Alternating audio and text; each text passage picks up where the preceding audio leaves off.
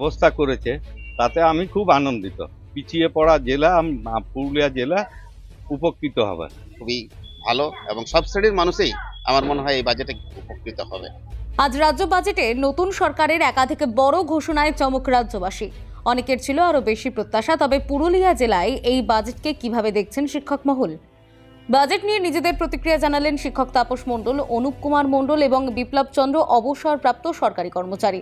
নতুন সরকারের বাজেট নিয়ে তাদের বিশ্লেষণ ও মতামত জানতে দেখুন এই বিশেষ প্রতিবেদন শুধুমাত্র নিউজ ভয়েস অব পুরুলিয়ায়। ব্যবস্থা করেছে তাতে আমি খুব আনন্দিত। পিছিয়ে পড়া জেলা পুরুলিয়া জেলা উপকৃত হবে। তাতে করে জনজাতি যে আছে আপনার সাবর সম্প্রদায় বা টোটো সম্প্রদায়, এরাও খুব উপকৃত হবে। এতে করে আমি খুব আনন্দিত এবং আমি একজন সরকারি কর্মচারী। আজকে যে ডিএ ঘোষণা করেছে সরকার, এতেও আমি খুব আনন্দিত। পুরুলিয়াতে বলা হয়েছে একটা বিমানবন্দর তৈরি করা হবে। এটা তো বহুদিন ধরে একটা ছিল, প্রত্যাশা ছিল, এবং আজকে বাজেটে ঘোষণা করা হলো পুরুলিয়া সহ আরো কয়েকটি জেলাতে বিমানবন্দরের তৈরি করা হবে। এটা নিয়ে কি আছে এইবার এটা আশা করি যে এই সরকার যেভাবে এগিয়ে চলেছে, আশা করি এই সরকার ঠিক করবে। এই মাত্র 1.5 মাস বয়স হলো এই সরকারের। হ্যাঁ, একবারই তো সমস্ত জিনিস পূরণ করতে পারবে না। আমরা কিন্তু আশাবাদী এই সরকার পূরণ করবে আশা। কি না আপনার আমার নাম বিপ্লব চন্দ্র। বলবেন?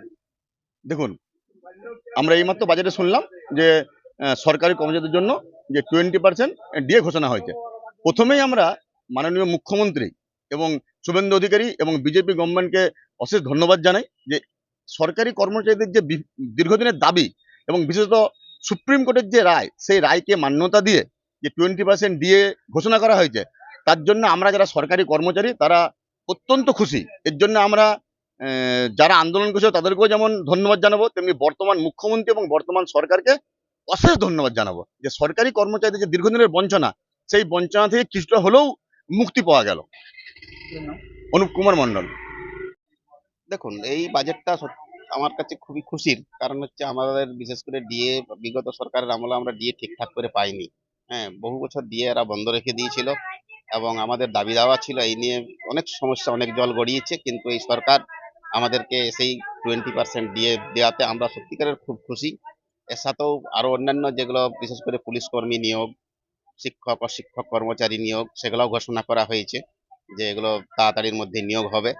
হ্যাঁ, বিভিন্ন সরকারি দপ্তরে নিয়োগ এবং আপনার যেটা হচ্ছে যে বিভিন্ন যেগুলো জনমুখী প্রকল্প আছে সরকারের, সেগুলো তো মোটামুটি চালু হচ্ছে এবং সেগুলোতেও কাজ চলছে।